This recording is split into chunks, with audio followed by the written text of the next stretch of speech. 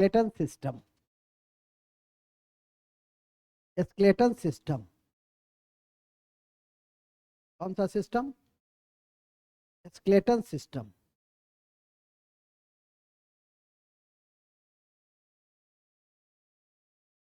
जिस पर पूरे शरीर की संरचना, जिस पर पूरी शरीर की संरचना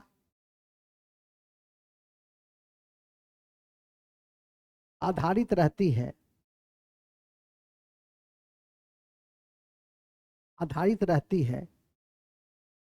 उसे कंकाल तंत्र के नाम से जाना जाता है। उसे कंकाल तंत्र के नाम से जाना जाता है। नहीं, उसे कंकाल तंत्र के नाम से जाना जाता है। अति महत्वपूर्ण है कि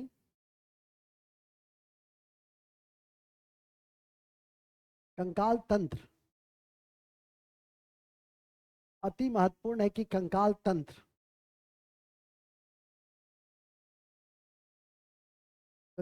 किसका बना होता है? कैल्शियम फॉस्फेट का बना होता है।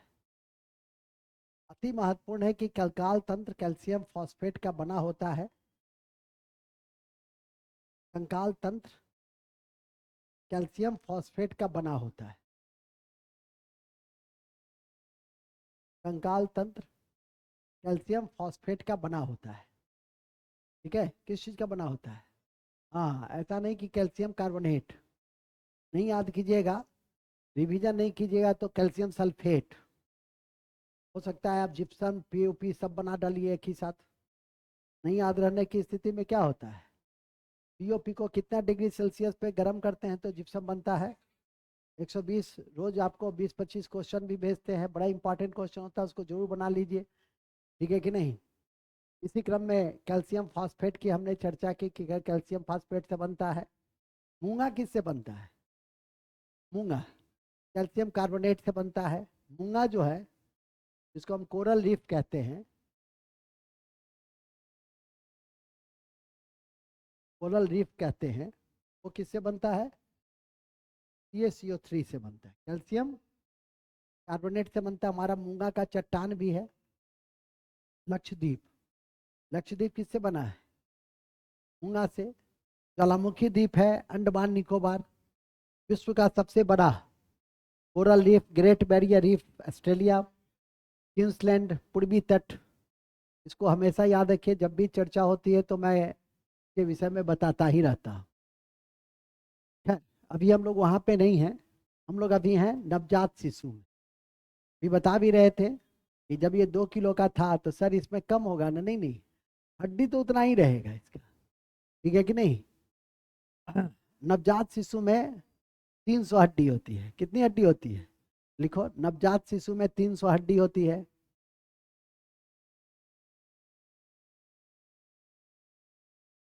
तीन सौ हड्डी होती है। नवजात शिशु में 300 हड्डी होती है।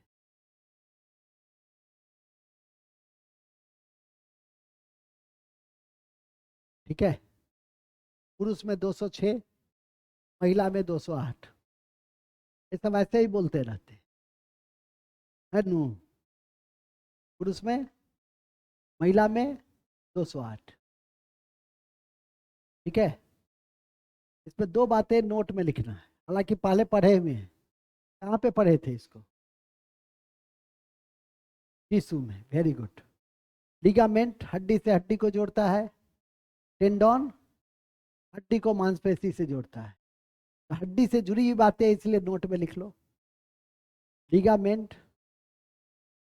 लिगामेंट, लिगामेंट, लिगामेंट हड्डी को हड्डी से जोड़ता है। टेंडन हड्डी को मांसपेशी से जोड़ता है।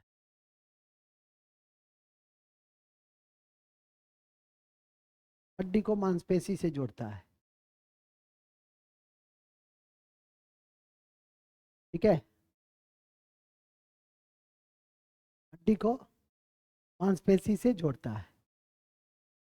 नेक्स्ट, खोपड़ी में कुल 22 हड्डी है। खोपड़ी में कुल 22 हड्डी है, ये सब परिचय में आएगा, परिचय में। खोपड़ी में कुल 22 हड्डी। खोपड़ी में कुल कितने हड्डी हैं? 22। खोपड़ी में कुल कितने हड्डी हैं? अब आइए, ये जो मानव मस्तिष्क है, ये मानव मस्तिष्क क्रेनियम नामक जो आवरण है उससे घिरा हुआ है। लिखिएगा मानव मस्तिष्क, मानव मस्तिष्क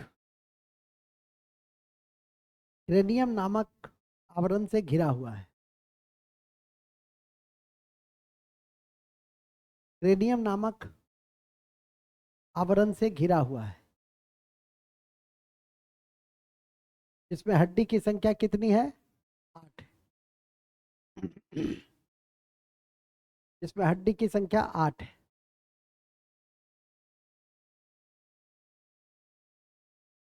इसमें हड्डी की संख्या 8। क्रेनियम, ठीक है, वहां पे लिख देंगे। ध्यान रखें कि क्रेनियम में हड्डी की संख्या कितनी है? क्रेनियम में हड्डी की संख्या कितनी है? तो ये जो आपका है, ये आवरण क्या है? ये आपका क्रेनियम है। उस आवरण को भी ध्यान में करके, जैसे हृदय का आवरण पेरिकार्डियम है, तो जो आवरण सब रहता है वो सब भी आपके लिए इंपॉर्टेंट है। दे देगा सुमेलित चुने, सुमेलित चुने, 4 ठो आवरण दे देगा, 4 ठो चार्ट दे देगा आपको अंग। तो याद रहेगा कि क्रेनियम मस्तिष्क, तब ना याद, तब ना टिक लगाइएगा, नहीं तो क्रेनियम हृदय किडनी, जो मन में आएगा उस पर मारिएगा, ठीक है कि नहीं? तो उस पर ध्यान रखिए, रोज पढ़िएगा, रोज रिवीजन कीजिएगा, तो कोई दिक्कत ही नहीं होगी। नहीं करते हैं इसीलिए पेरिकार्डियम चला जाता है क्रेनियम में, क्रेनियम चला जाता है पेरिकार्डियम में। इसलिए उसको रोज देखने की जरूरत है। जब जो सब्जेक्ट चल रहा है, अब तो अगले महीना से 2 सब्जेक्ट आपका रहेगा आपके माथे में, एक ज्योग्राफी और दूसरा हिस्ट्री। 2 बड़े सब्जेक्ट को कमांड करना, ये जो कई बार कई लड़के कर भी चुके हैं, उनके लिए तो रामबाण रहेगा, ठीक है कि नहीं? मूल बिंदु पे आइए। इसी क्रम में शरीर की सबसे कठोरतम हड्डी जबड़े की हड्डी है। तो लिखिए, शरीर की सबसे कठोरतम हड्डी जबड़े की हड्डी है। सब परिचय पढ़ रहे हो। शरीर की सबसे कठोरतम हड्डी, शरीर की सबसे कठोरतम हड्डी क्या है? जबड़े की हड्डी है, ठीक है। हमारा कान बड़ा सेंसिटिव है। एक कान में 3 हड्डी होता है, और दोनों कान मिलाकर कितना कान है तुमको? देखो तो, गिन के देखो तो, 2 ही है ना?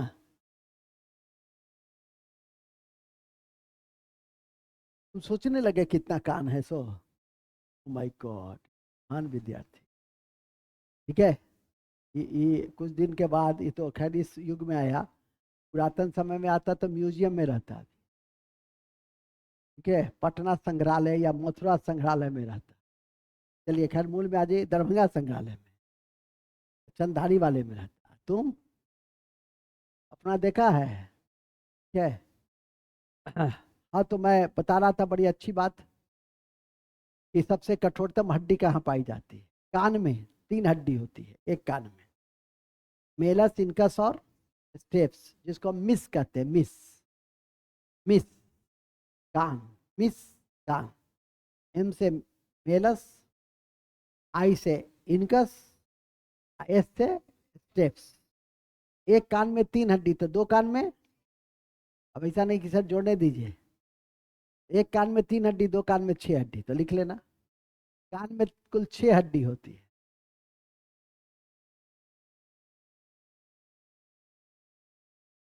कान में कुल 6 हड्डी होती है। दो कान में, मेलस, इनकस और स्टेप्स। मेलस, मेलस लिखो, इनकस,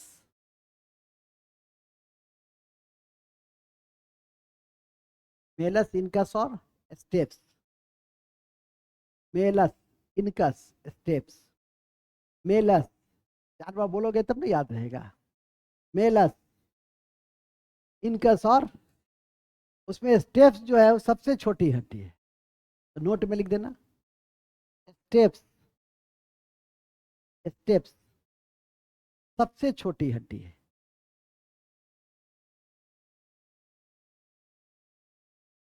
ठीक है, स्टेप्स सबसे छोटी हड्डी है। कहे भी थे हम कि कान का हड्डी लगा दीजिएगा, पिक्चर ही लगाया, ठीक है कि नहीं, लगता है एडजस्ट नहीं किया इसमें कहीं हड्डी।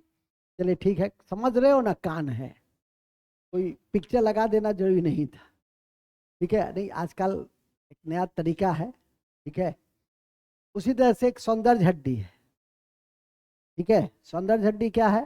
ब्यूटी बोन, जिसका जितना बढ़िया आकार लिए रहता है उतना सुंदर। ठीक है, जैसे अवधेश जी बहुत सुंदर है, अवधेश जी का क्लेविकल, तो लिखिए सौंदर्य हड्डी क्लेविकल है। सौंदर्य हड्डी लिखो ना, क्लेविकल, सौंदर्य हड्डी क्लेविकल को कहा जाता है। ठीक है, इसको क्लेविकल को कहा जाता है। ये कमजोर भी रहेगा भावना जी तो कोई बात नहीं है। सौंदर्य निखरता है किससे? लकमे से नहीं, सौंदर्य किससे निखरता है? ज्ञान से, पद से, निष्ठा से, पैसा से, शक्ति से, ये सब से आपका क्या है? सौंदर्य निखरता है। देखते हो 80 साल का मोदी है? अभी भी ये लोग टाइप का युवा को मात देता है। ये लोग टाइप, ये सब क्या है? इसी इसी टाइप को कहते हैं पिद्दी मार। ये 2 घंटा ठीक से पढ़ेगा नहीं कि थक जाएगा। ठीक है, 80 साल की अवस्था में भी उतना मेहनत करता है। मूल बिंदु पे आ जाइए। तो मूल बिंदु यह है कि क्लेविकल क्या है? सौंदर्य हड्डी है।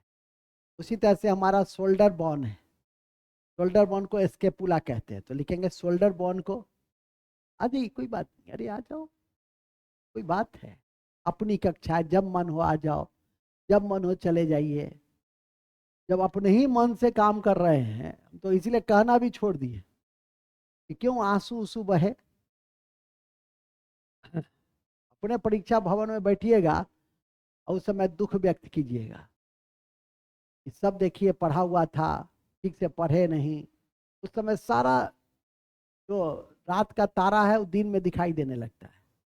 ठीक है, स्केपुला घुस जाएगा क्लेविकल में, क्लेविकल घुस जाएगा स्केपुला में। शोल्डर बोन क्या है? शोल्डर बोन, सौंदर्य बोन, सौंदर्य बोन कान में, मेलस, इनकस और स्टेप्स।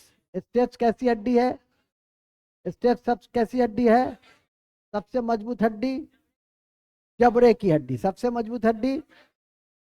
अब आ जाइए, एक है रिप्स बोन, पसली हड्डी कहते हैं, 24 है, लिखिएगा। पसली हड्डी की संख्या 24 है और यह स्टर्नम से जुड़ी होती है। यह स्टर्नम से जुड़ी होती है।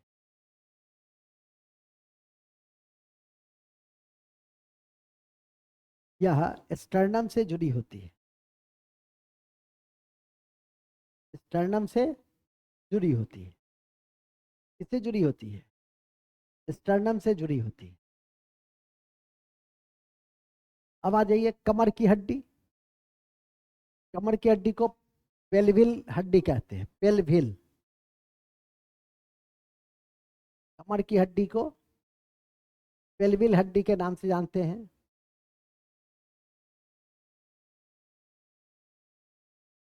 ठीक है, कमर की हड्डी को अभी नहीं कहना कि सर कमर की हड्डी लचीली क्यों होती है, तब न मुचकता है। यदि लचीली नहीं होती तो चलने में ही दिक्कत होती, ऐसे करके चलते, ऐसे करके लहराते हुए लहर पेप्सी की तरह कैसे चलते? ठीक है कि नहीं? कहते हैं ना नागिन की चाल। नागिन कैसे चलती है? ऐसे करके चलती है। गंगा रिवर, जो रिवर है, कहते हैं ना गंगा रिवर क्या विसर्प आकार की होती है। विसर्प मतलब जब ऊपर से देखोगे फ्लाइट से, तो कोई भी नदी कैसी लगेगी? ऐसी नहीं लगेगी। उत्तर भारत की सारी नदियां ऐसे करके चलती है। मूल बिंदु पे आ जाइए। सर्प क्या आकार का। कमर की हड्डी पेल्विल। इसी में रीढ़ की हड्डी मेरुदंड की संख्या कितनी है? रीढ़ की हड्डी मेरुदंड की संख्या कितनी है? लिख देंगे रीढ़ की हड्डी मेरुदंड की संख्या 33 है। रीढ़ की हड्डी मेरुदंड की संख्या 33 है। ठीक है? ठीक है। ठीक है। पहला वर्टेब्रेट कौन सा होता है? पहला केसरुक कौन सा है? एटलस। पहला केसरुक एटलस है। लिख देंगे पहला केसरुक, पहला केसरुक एटलस है। एटलस है। बताओ एटलस की पहाड़ी कहाँ? सर अभी कुछ मत पूछिए, मेरा ग्रेजुएशन का परीक्षा चला हुआ, खत्म हुआ कि नहीं तुम्हारा? कितना महीना चलेगा? और अगला महीना चले। इसका परीक्षा नहीं है, जो पढ़ता है रिवीजन करता है। बताओ जी, एटलस की पहाड़ी कहाँ है? अफ्रीका महादेश में। कॉपी के ऊपर में लिख लो, एटलस की पहाड़ी अफ्रीका में। एटलस की पहाड़ी अफ्रीका में।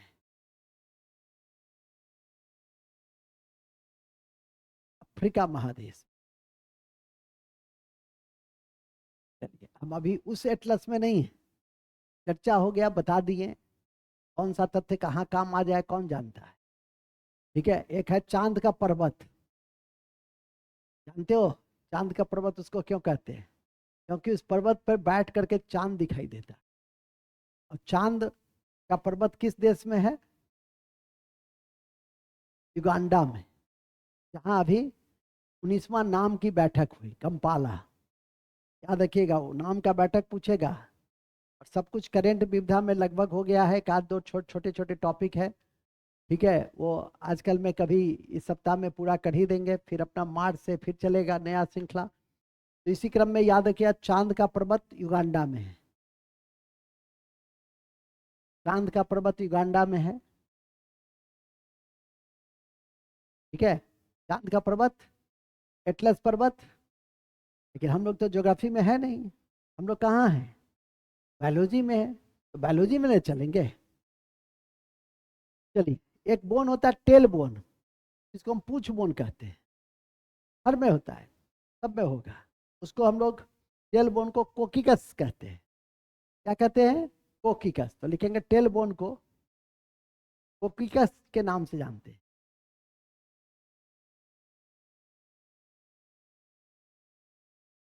अभी नहीं पूछना अवधेश जी कि मेरा पूछ कहाँ है। वेस्टिजियल हो गया है, जैसे निक्टेटिन मेम्ब्रेन। ठीक है कि नहीं? अपेंडिक्स, कोकिक्स, ये सब आपका वेस्टिजियल हो गया है। ये सब भी पूछता है कभी कभी कि निम्नलिखित में से कौन सी अवशेषी अंग है, कौन सी अवशेषी अंग नहीं है। तो नजर करके रखिए। ठीक है कि नहीं? कभी कभी सीखने के लिए तो कुछ भी पूछ सकता है, याद करके रखिए। इसी क्रम में टेलबोन कोकिकस। और सबसे इंपॉर्टेंट, अभी तक सबसे छोटा पढ़े थे, सबसे मजबूत पढ़े थे, सबसे लंबा नहीं पढ़े थे, सबसे बड़ा नहीं पढ़े थे। तो सबसे बड़ी हड्डी कौन सी है? जांग की हड्डी होती है, फीमर की हड्डी होती है। मेडिकल का जो कॉलेज का लड़का सब मारपीट करता है, फीमर ले जाता है, फीमर। फीमर से थूरता है। समझा? समझे? लिखो, क्या लिखे? जांग की हड्डी को फीमर कहते हैं। जांग की हड्डी को फीमर कहते हैं। अभी नहीं कहना सर जांग कहाँ होता है सर, तब तो मैं यहीं से कूदूंगा। ठीक है। जांग की हड्डी को फीमर कहते हैं। फीमर, फीमर एकदम याद करके रखना कि सबसे बड़ी हड्डी सबसे बड़ी हड्डी। और दूसरी सबसे बड़ी हड्डी कौन सी है? टिबिया। टिबिया कहाँ होता है? टिबिया होता है ये जो पार्ट है, ये है फीमर, ये जो है टिबिया फिबुला है, ये जो है रेडियस अल्ना है। हाथ में रेडियस अल्ना रहता है, पैर में टिबिया फिबुला रहता है, तो लिख देंगे टिबिया। दूसरी सबसे बड़ी हड्डी दूसरी सबसे बड़ी हड्डी टिबिया, पैर की हड्डी है, टिबिया। नोट, रेडियस अल्ना हाथ में होती, रेडियस अल्ना, रेडियस अल्ना हाथ में होती। रात भर हाथ सबका टूटा ही रहता है, नहीं टूटा है, बदमाश बच्चा नहीं थे, वहां टूट गया है पैर की। हाथ, हाथ कैसे टूट गया? अमरूद के वृक्ष पर स्कूल में गिर गई तुम, ठीक से उतरना यहाँ। जब स्कूल में तुम गिर गए, ये तो ऊपर नीचे है। हाँ, हमारा भी टूटा हुआ है। कहाँ दर्द करता? वहां कुछ नहीं टूटा है तो भी दर्द करता है। अपना नाम दर्दनाथ रख लो, दर्द ही दर्द है। चलिए खैर, मूल में आ जाइए। इतना भयंकर बात करता है, जब ये कहता है कि सर एक बात पूछे, मन करता है हम यहीं कूद जाए, क्योंकि क्या पूछेगा, ठीक है कि नहीं? मूल में आ जाइए। ये हो सकता है पूछेगा सर, पूछ बोन को कोकिस क्यों कहते हैं? हम कहेंगे तुमको अवधेश क्यों कहे? हाँ, अब समझ गया। चलिए ठीक है, तो दो नोट लिखोगे।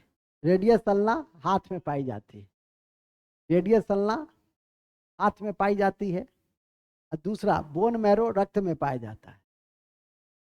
बोन मैरो, दोनों नोट लिखेंगे, रक्त में पाया जाता है, रक्त में पाया जाता है। परिचय हो गया। अब परिचय में ही पूरा फैक्ट।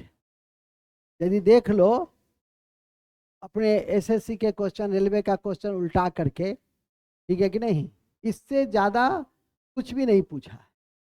लेकिन अब चैप्टर पढ़ रहे हैं ना, चैप्टर के लिहाज से हम पढ़ेंगे। अब हड्डी का काम क्या है, तो लिखेंगे हड्डी का काम पहला। लिखो अब हड्डी का काम, भाग 2 लिखो ना, भाग 2। हड्डी का काम है ब्लड कोशिका का निर्माण करना। एक, हड्डी का काम है ब्लड कोशिका का निर्माण करना,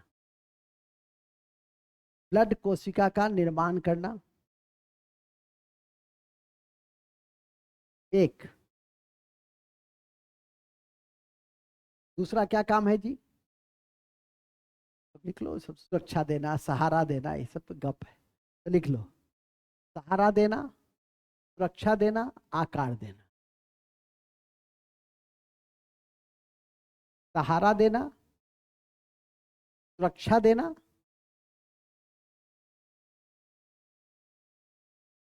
आकार देना। ठीक है।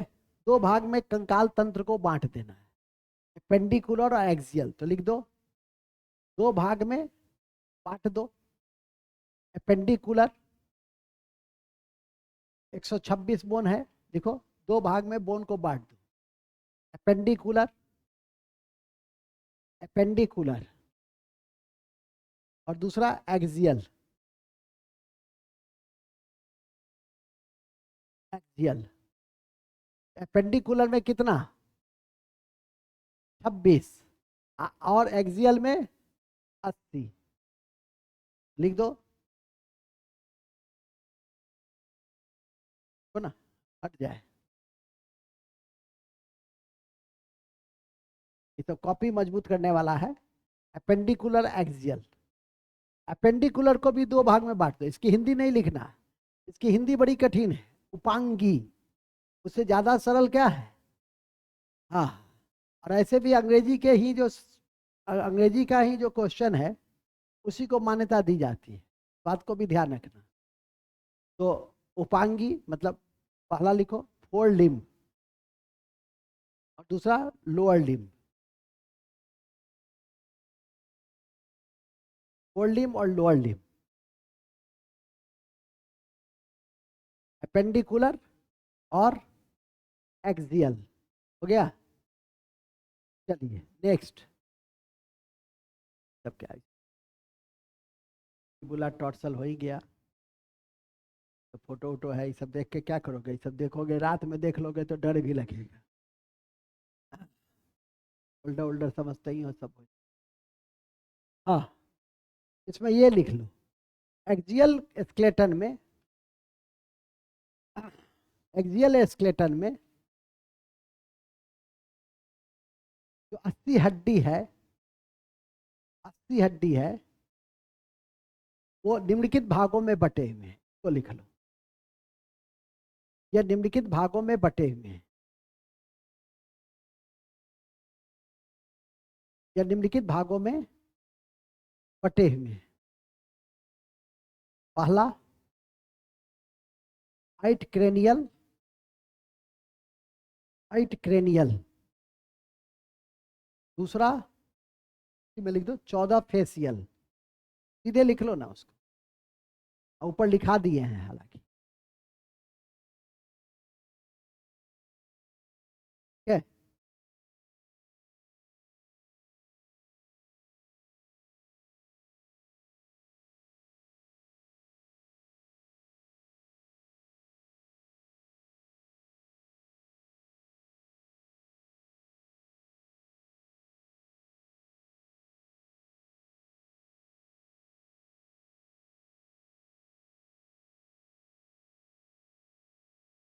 चलिए आगे बढ़े।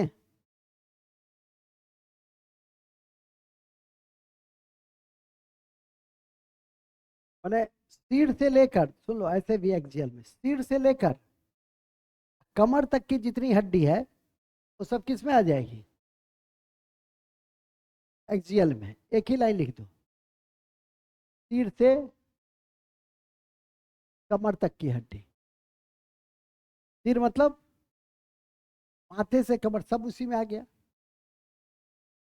ठीक है, सब लिखा ही हुआ है। एक तो अच्छा लगेगा, कॉपी थोड़ा सा लिक्रेटिव लगता है, और क्या होता है। ठीक है, चलो इन्हीं शब्दों के साथ हमारा जो स्केलेटन सिस्टम है वो क्या होता है? समाप्त होता है। अब आ जाइएगा, अच्छा हड्डी के अध्ययन को क्या कहते हैं? ऑस्टियोलॉजी। औसीन प्रोटीन किस में होता है? हड्डी में। नोट में लिख दो, ऑस्टियोलॉजी हड्डी के अध्ययन को कहते हैं। ऑस्टियोलॉजी, ऑस्टियोलॉजी हड्डी के अध्ययन को कहते हैं जिसमें, जिसमें तो क्या पाए जाते हैं? जिसमें ओसिन नामक, जिसमें ओसिन नामक प्रोटीन पाए जाते हैं।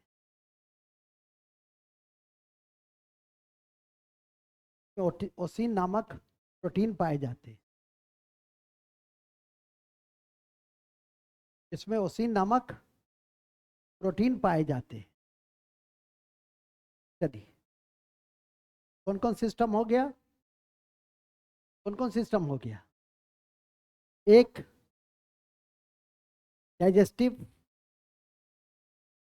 Circulatory, nervous, excretory, reproductive, endocrine, तो और स्केलेटन, और एक बचा रेस्पिरेटरी। नहीं, रेस्पिरेटरी पढ़ लीजिए, श्वसन अंग, तो श्वसन अंग, श्वसन अंग लास्ट। एक्सक्रीटरी पढ़ चुके हैं, श्वसन अंग, रेस्पिरेटरी सिस्टम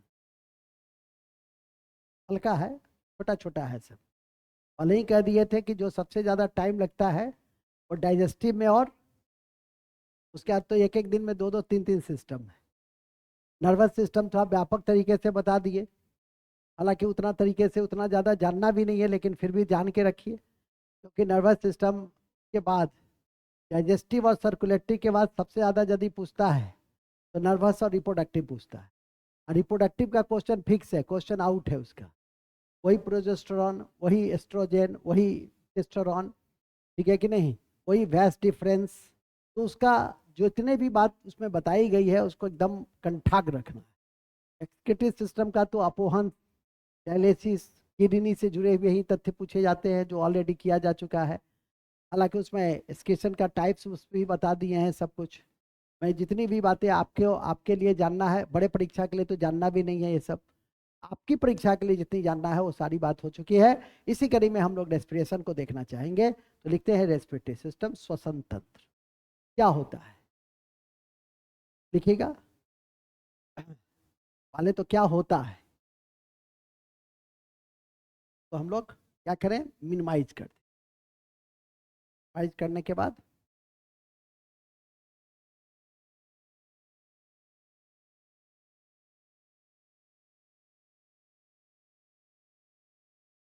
अनु बुलाना चाह रहे हैं बोर्ड।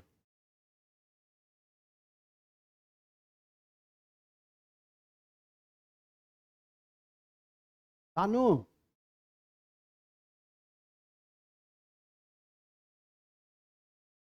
अनु आके सो जाता है।